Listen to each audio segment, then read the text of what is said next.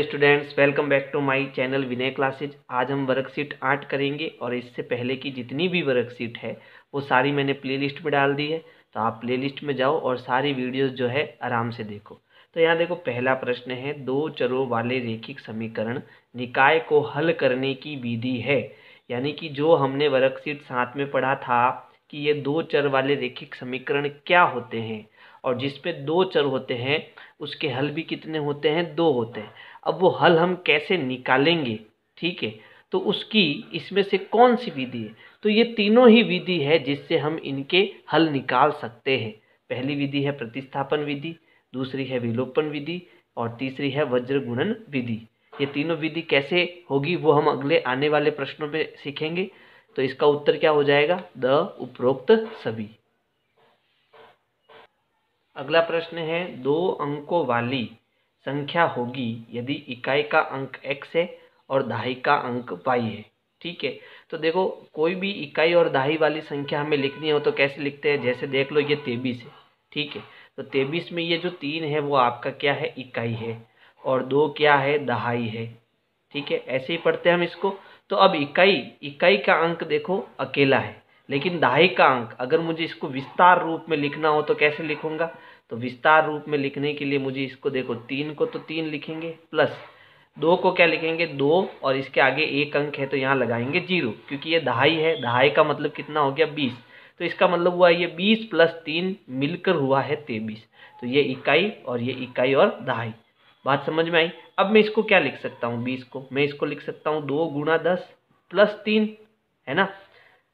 बात समझ में आई। यानी कि जो भी दहाई की संख्या होती है उसको हम किससे गुणा करते हैं, 10 से गुणा करते हैं, और इकाई की संख्या को 1 से गुणा करते हैं, है ना।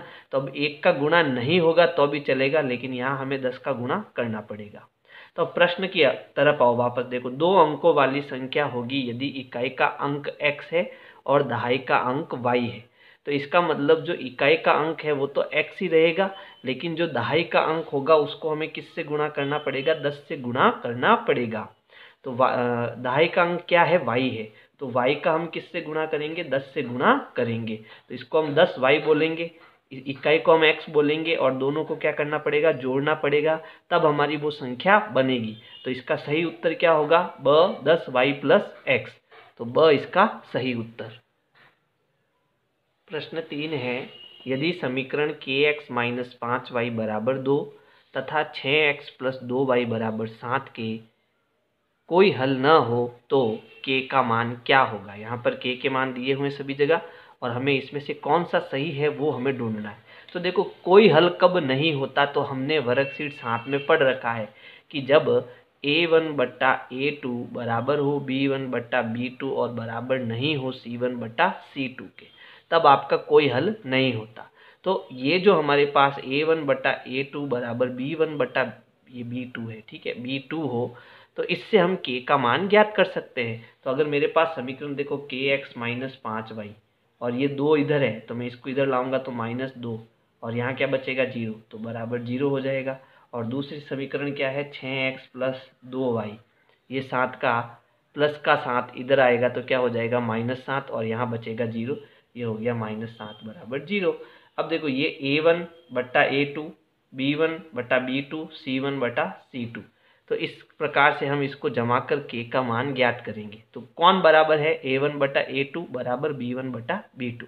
तो इस संबंध से हम जो है k का मान ला सकते हैं। तो यहाँ मैंने देखो a1 क्या लेना है, x का गुणांक क्या है, k, तो ये आपका a1 हो गया। a2 क्या है, 6 बराबर, b1 क्या है, तो y का गुणांक क्या है, -5, तो -5 बट्टा b2 क्या है, 2।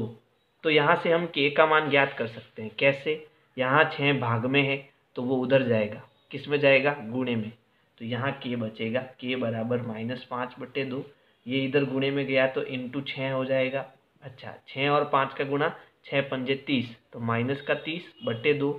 अब 2 का भाग देंगे तो बचेगा -15, तो k हमें क्या मिला, -15। तो -15 कहाँ है इसमें, द हमारा सही उत्तर। प्रश्न 4 है, समीकरण x प्लस वाई बराबर 6 में कितने हल होंगे। तो हम जानते हैं कि कोई भी एक रेखिक समीकरण होती है उसकी एक रेखा बनती है। जैसे ये मैंने एक रेखा बनाई, यहाँ पर अनंत बिंदु है अनंत बिंदु, ठीक है। और ये अनंत बिंदु किसके है, x प्लस वाई बराबर 6 के है, ठीक है। तो यहाँ x और y के बहुत हल है, अनंत हल है, ठीक है, अनगिनत हल है। और भी अगर कुछ मुझे दूसरा ढूंढना हो, इसमें कैसे हल करना हो, तो देखो x प्लस वाई बराबर 6 है। तो अगर मैं यहाँ पर x बराबर 1 रखूँ, ठीक है, तो 1 प्लस वाई बराबर 6, तो y बराबर ये 1 उधर जाएगा तो 6 माइनस 1 हो जाएगा, तो y मुझे कितना मिलेगा 5। x 2 रखूँगा तो y कुछ और मिलेगा, x 3 रखूँगा तो y कुछ और मिलेगा। बात समझ में आ गई? यानी कि केवल एक समीकरण है मेरे पास और वो भी रेखिक समीकरण है, तो x और y के जो हल होंगे वो अनगिनत होंगे। तो हमारा सही उत्तर यहाँ पर क्या हो जाएगा, 6 हो जाएगा। समझ में नहीं आया तो वापस समझो। देखो x प्लस वाई बराबर 6 है, तो यहाँ मैं x को उधर भेजूंगा, ठीक है। तो x उधर जाएगा तो ये प्लस का है, तो यहाँ क्या बचेगा, यहाँ बचेगा y बराबर 6। x उधर जाएगा तो प्लस का क्या हो जाएगा, माइनस एक्स, यानी यहाँ बचा अब 6 माइनस एक्स, तो y बराबर 6 माइनस एक्स। अब x की जगह अगर मैं 1 रखूँगा तो y मुझे क्या मिलेगा, 6 माइनस 1 यानी कितना, 5, तो y मुझे 5 मिलेगा। इसी प्रकार 2 रखूँगा तो y 4 मिलेगा, 3 रखूँगा तो y 3 मिलेगा, 4 रखूँगा तो y 2 मिलेगा, है ना, 5 रखूँगा तो y 1 मिलेगा, 6 रखूँगा तो y 0 मिलेगा, 7 रखूँगा तो y माइनस का 1 मिलेगा। तो अनगिनत हल मिलेंगे। कितने हल, अनगिनत हल मिलेंगे, यानी इसका सही उत्तर होगा अनंत। तो प्रश्न 5 है, समीकरण x प्लस 2y बराबर 9 में यदि x बराबर 5 हो तो y का मान क्या होगा। यानी जो हमें समीकरण दिया x प्लस 2y बराबर 9, इसमें हमें x की वैल्यू दी हुई है, x कितना दिया, 5।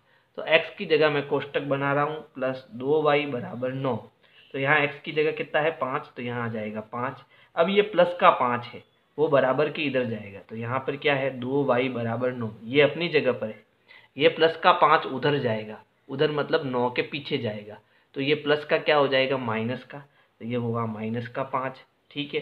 तो अब देखो 2y बराबर 9 में से 5 गए, कितने बचे, 4, प्लस के बचेंगे क्योंकि प्लस का बड़ा है। अब देखो ये 2 गुणे में है तो उधर भाग में यानी कि बट्टे में जाएगा, तो y बराबर 4 अपनी जगह पर, ये 2 गुणे में इधर बट्टे में, बट्टा 2, है ना। अब दोनों में 2 का भाग, 2 एकम 2, 2 दूनी 4, 2 एकम 2, 2 बट्टा 1 का मतलब क्या होता है, 2, तो y हमें कितना मिलेगा, 2 मिलेगा। तो यहाँ हमारा सही उत्तर क्या हो जाएगा, ब। तो प्रश्न 6 है, वह समीकरण युग्म जिसका हल अद्वितीय होता है युग्म कहलाता है। तो यहाँ देखो समीकरण युग्म की, और कौन सा युग्म, रेखिक समीकरण, इसका थोड़ा ध्यान रखना। जैसे 2 रेखाएं हैं और दोनों एक दूसरे को प्रतिच्छेद कर रही है, तो ये एक रेखा का समीकरण और ये दूसरी रेखा का समीकरण, ये हो गया एक युग्म, ठीक है, एक जोड़ा। अब इसका एक अद्वितीय हल है, यानी कि इन दोनों पर एक बिंदु ऐसा है जहाँ से दोनों रेखाएं गुजरती है, तो वो एक अद्वितीय बिंदु हो गया, अद्वितीय हल हो गया, ठीक है।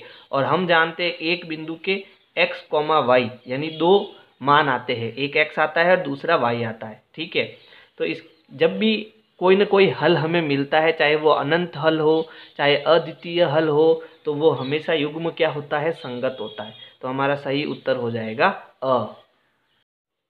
तो प्रश्न 7 है, 2 चरों वाले रेखिक समीकरण युग्म का हल करते समय एक चर का मान दूसरे चर के पद में व्यक्त करने वाली विधि कहलाती है।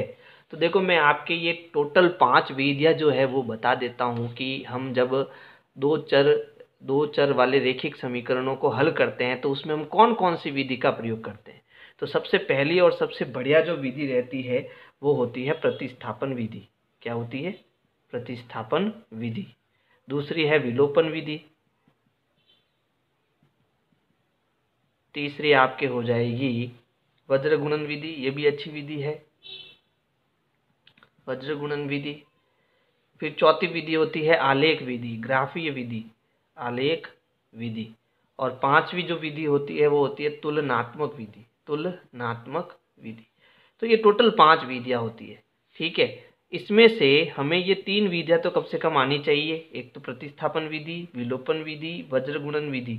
और आलेख विधि जो है वो प्रतिस्थापन विधि से ही हम ला सकते हैं इसको। चल देखो अब क्या करना है अपने को, इसमें हमें बताना है कि ये इन पांचों में से कौन सी विधि है जिसमें हम क्या करते हैं, एक चर का मान दूसरे चर में के पदों में व्यक्त करते हैं, तो वो आपकी कौन सी विधि होती है, प्रतिस्थापन विधि होती है। तो हमारा सही उत्तर हो जाएगा स। अब देखो प्रतिस्थापन विधि में क्या करते हैं आपको समझा देता हूँ। प्रतिस्थापन विधि में जैसे मान लो मैंने एक समीकरण लिया 2x + 3y = 5 और दूसरा समीकरण लिया 3x + 5y = 6, ठीक है। तो ये हमारा समीकरण 1 और ये हमारा समीकरण 2। तो हम क्या करते हैं, समीकरण 1 में x का मान लाते हैं। तो यहाँ पर देखो 2x + 3y = 5, ठीक है। तो हम क्या करेंगे, यहाँ x को रखेंगे, बाकी सबको उधर भेजेंगे, यानी बराबर के इस साइड में भेजेंगे। तो 2x यहीं रहेगा, तो 5 भी अपनी जगह पर है। ये 3y जो है उधर जाएगा, तो ये प्लस का उधर जाएगा तो माइनस का 3y हो जाएगा। मैंने क्या करा, इस स्टेप को बराबर के इस साइड में लेके आया, तो ये प्लस का क्या हो गया, माइनस। अब ये 2 गुणे में है तो उधर जाएगा तो किस में आ जाएगा, भाग में। तो कौन कौन अपनी जगह पर है, x अपनी जगह पर है, 5 - 3y भी अपनी जगह पर है, ये 2 गुणे में है तो वो बट्टे में नीचे आ जाएगा। तो ये हमारा x का मान आ जाएगा। इस x के मान को हम समीकरण 2 में रखेंगे, यानी यहाँ पर रखेंगे, ठीक है। तो हमारी जो ये पूरी समीकरण 2 है वो किस में बदल जाएगी, y में बदल जाएगी, यानी ये पूरी समीकरण हमारी y में आ जाएगी। तो जब हम इस समीकरण का उपयोग करके प्रश्नों को हल करते हैं, x और y का मान ज्ञात करते हैं, तो इस विधि को हम प्रतिस्थापन विधि कहते हैं। समझ में आया, यह आपके प्रतिस्थापन विधि। विलोपन विधि में क्या करते हैं, तो विलोपन विधि में हम क्या करते हैं, इनके जो गुणांक है, x का गुणांक 2, y का गुणांक 3, इनके गुणों दोनों में से एक के गुणांक को समान करते हैं। कैसे, जैसे समीकरण 1 को मैं 3 से गुणा कर देता हूँ, ठीक है, नीचे वाले 3 से, और समीकरण 2 को मैं ऊपर वाले 2 से गुणा कर देता हूँ। तो गुणा करने पर क्या होगा, 3 दूनी 6x प्लस इसका भी 3 से गुणा होगा, 3 त्रिया 9y = 5 त्रिया 15। इसका 2 से गुणा होगा, 3 दूनी 6x प्लस 5 दूनी 10y = 6 दूनी 12, ठीक है। अब मैं समीकरण 1 में से समीकरण 2 को घटाऊंगा तो इनके चिन्ह क्या करेंगे, चेंज करेंगे। तो 6x में से 6x चला जाएगा, तो अब जो भी हमारी समीकरण बनेगी वो y में आ जाएगी। तो हम इस समीकरण को आसानी से सरल कर सकते हैं। तो जब इस विधि का मैं यूज करता हूँ तो इसको हम विलोपन विधि कहते हैं। और वज्र गुणन विधि में हम क्या करते हैं, एक सूत्र का प्रयोग करते हैं। क्या सूत्र होता है, x/b1/b2 और यहाँ आता है c1/c2। इसका हम क्रॉस गुणा करते हैं, फिर इस प्रकार से हम x और y के मान ज्ञात करते हैं। आगे आता है c1 c2, फिर उसके बाद a1 a2, ठीक है। फिर इसका भी क्रॉस गुणा करके उत्तर लाने की कोशिश करते हैं। फिर 1/ आगे होता है हमारा a1 a2 और यहाँ आता है b1 b2। तो इसमें भी हम क्या करते हैं, क्रॉस गुणा करते हैं, वज्र गुणा करते हैं और उत्तर लाने की कोशिश करते हैं। तो इसका जब हम उपयोग करते हैं तो इसको हम वज्र गुणन विधि कहते हैं। तो मेन तो ये 3 विधि है जो आपको आनी चाहिए, ठीक है। आलेख विधि में हम आलेख बनाकर उसको हल करते हैं, ठीक है। तो ये आपके इसका जो उत्तर हो जाएगा वो क्या हो जाएगा, स हो जाएगा, प्रतिस्थापन विधि। प्रश्न 8 है, के किस मान के लिए समीकरण निकाय x + 2y = 3 तथा 5x + ky = 15 के अनंत हल होंगे। तो देखो ये प्रश्न आपको कब समझ में आएगा, जब आप वर्कशीट 7 पूरी देखोगे, ठीक है। अब मैं सीधा इसको डायरेक्ट समझाने की कोशिश करूंगा। तो देखो यहाँ पर जो समीकरण है इसमें हमारा a1 कितना है, x का गुणांक 1, ठीक है।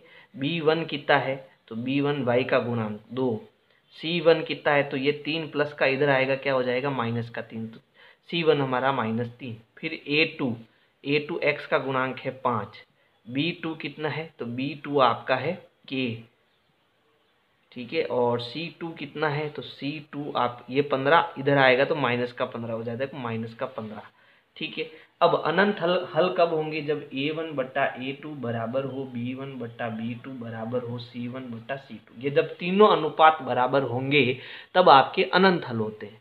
तो अब यहाँ पर देखो, अगर मैं इसकी तुलना करूँ, a1/a2 यानी 1/5 बराबर b1/b2 यानी 2/k बराबर c1/c2 यानी कि -3/-15।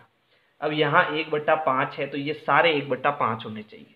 तो लास्ट वाला देखो, माइनस और ऊपर माइनस है 3 और नीचे -15, तो माइनस माइनस माइनस बट्टा माइनस प्लस हो जाता है और ऊपर नीचे 3 का पहाड़ा है तो 3 एकम 3, 5 3 15, यानी ये भी क्या आ रहा है 1/5 आ रहा है।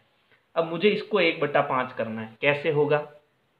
ठीक है, तो देखो अगर नीचे 2 हो ऊपर 2 हो और नीचे 10 हो तो 2 एकम 2, 5 दूनी 10, तो 1/5 आ जाएगा। इसका मतलब के का मान क्या होना चाहिए? के का मान आपका 10 होना चाहिए, तभी आपकी बात बनेगी, नहीं तो नहीं बनेगी। ठीक है, आप चाहो तो इन दोनों को सरल करके भी के का मान ला सकते हो। कैसे? कि के इधर जाएगा गुणे में तो के का 1 से गुणा हो जाएगा, के बराबर 5 का 2 से गुणा करेंगे तो 5 दूनी 10, तो के का मान कितना आ जाएगा? 10 आ जाएगा। यानी के हमें 10 चाहिए, तभी इसके अनंत हल होंगे, नहीं तो नहीं हो सकते। तो प्रश्न 9 है, 9 पेंसिल तथा 8 पेन का मूल्य 54 रुपये है, इसको बीजगणितीय समीकरण के रूप में लिखिए। तो देखो अगर मैं पेंसिल को x मानूं, ठीक है, और पेन को मैं अगर y मानूं, तो पेंसिल कितनी है 9, तो 9x हो जाएगा, और पेन कितना है 8, ठीक है। अब इन दोनों को मिलाकर कुल मुझे कितना रुपए है? 54 रुपये मिलता है, रुपए में आती है। तो इन दोनों को जोड़ने पर मुझे कुल कितना रुपए देना पड़ेगा? 54 रुपये देना पड़ेगा, जिसमें मुझे 9 पेंसिल मिलेगी और 8 पेन मिलेंगे, और दोनों मिलाकर मुझे 54 रुपये देने पड़ेंगे। तो इस प्रकार से आप इसको समीकरण के रूप में लिख सकते हो। प्रश्न 10 है, समीकरण निकाय। ये एक समीकरण है और ये दूसरी समीकरण है, को हल कीजिए, यानी x और y के मान आपको ज्ञात करने। तो देखो इसके लिए हमें क्या करना है, पहले में ये जो समीकरण दी हुई है x माइनस वाई प्लस 1 बराबर 0, ठीक है, इसको मैं थोड़ा व्यवस्थित कर देता हूँ। 1 को उधर भेजूंगा तो ये प्लस का 1 उधर जाके माइनस का 1 हो जाएगा, तो ये हो गया x माइनस वाई बराबर प्लस का 1 उधर जाएगा तो माइनस का 1, है ना। इसी प्रकार ये समीकरण जो है 3x प्लस 2y माइनस का 12 बराबर 0, तो माइनस का 12 इधर आएगा तो प्लस का 12 होगा, तो ये हो गया 3x प्लस 2y बराबर प्लस के 12। अब ये बन गई हमारे पास समीकरण 1 और ये बन गई समीकरण 2। समीकरण 1 और 2 को हम विलोपन विधि से हल करेंगे, यानी कि इनके गुणांक को हमें समान करना है। किसी भी एक के गुणांक को हम समान करेंगे। जैसे यहाँ x का गुणांक 1 है तो यहाँ 1 है तो 2 को हम 1 से गुणा करेंगे, और यहाँ x का गुणांक 3 है तो समीकरण 1 को हम 3 से गुणा करेंगे। ठीक है, तो चलो गुणा करते हैं। तो जब हम गुणा करते हैं तो सबसे करते हैं, ठीक है, यानी x के पद को भी 3 से गुणा करना, y के पद को भी 3 से गुणा और अचर पद को भी 3 से गुणा करना है। तो हम गुणा करेंगे तो क्या होगा, देखो यहाँ x का 3 से गुणा 3x, फिर माइनस y का 3 से गुणा 3y, फिर बराबर माइनस 1 का गुणा 3 से -3, फिर 1 का गुणा करेंगे तो वही आएगा, तो हम यहाँ 3x माइनस 2y बराबर 12 लिख देते हैं। अब हमें क्या करना है, इस x को हटाना है। ये x कब हटेगा, जब मैं इस समीकरण से, समीकरण 3 में से 4 को क्या करूँगा, घटाऊँगा। तो घटाने के लिए मुझे नीचे वाला जो समीकरण है उसके सारे चिन्ह बदलने पड़ेंगे। अब ये प्लस का है तो इसको माइनस का कर दो, ये माइनस का है इसको प्लस कर दो, ये प्लस का है इसको माइनस कर दो। तो अब 3 में से 3 गया 0, यानी इसको मैं 0 कर रहा हूँ, हटा रहा हूँ। अब देखो इसमें 3y और प्लस का 2y, तो ये एक माइनस का है दूसरा प्लस का है तो घटेगा, उत्तर माइनस में आएगा क्योंकि माइनस का बड़ा है। तो 3y में से 2y गया, बचा 1y, और 1y का मतलब होता है y, है ना। अब माइनस का आएगा क्योंकि माइनस का बड़ा है, बराबर माइनस माइनस जुड़ता है और उत्तर माइनस में आता है। तो 12 और 3 कितना हो गया, 15, लेकिन उत्तर हमारा माइनस में आएगा। अब देखो यहाँ y बराबर, यहाँ 1 है, माइनस का 1 गुणे में है तो वो भाग में जाएगा, तो -15 बट्टा -1, तो माइनस बट्टा माइनस क्या हो जाता है, प्लस हो जाता है। इसको मैं सीधा ही क्या करूँगा, यहाँ से माइनस और माइनस को हटा दूंगा, तो y हमारा कितना आ जाएगा, 15।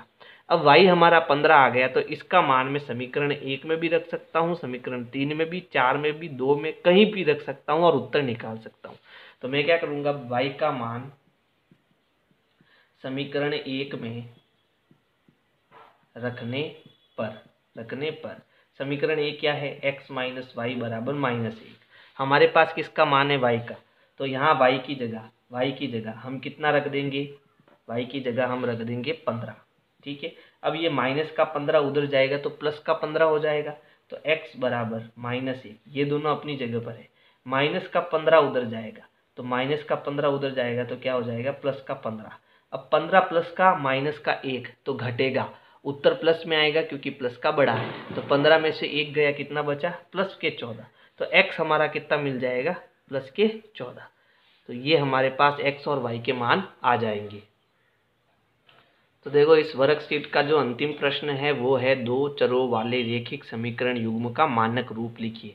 अब देखो मानक रूप यानी कि व्यापक रूप आपको लिखना है, जैसे दो चर वाली होनी चाहिए और उससे गुणांक जुड़े हुए होनी चाहिए।